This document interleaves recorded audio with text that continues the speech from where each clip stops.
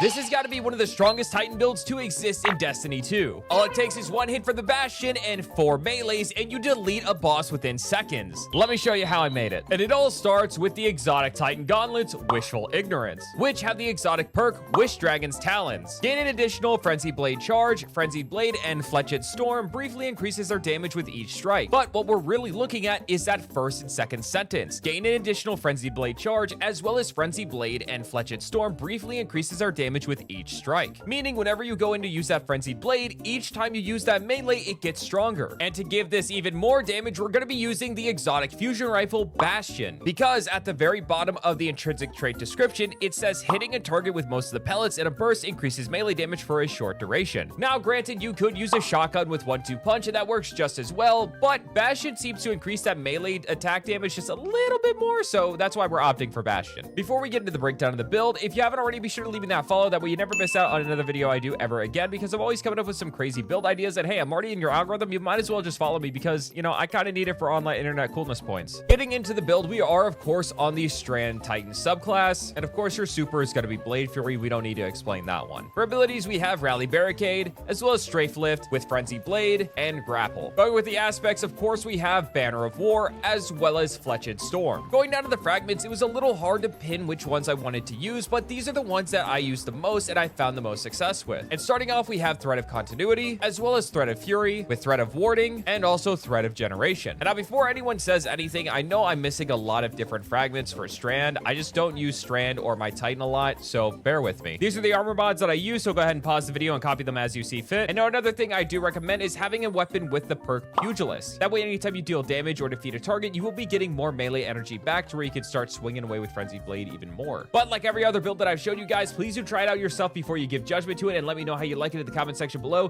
This has some of the highest boss DPS when it comes to just, well, damaging anything, and it absolutely obliterates anything that's in your path. But with that, I'll catch you guys in the next one. Peace.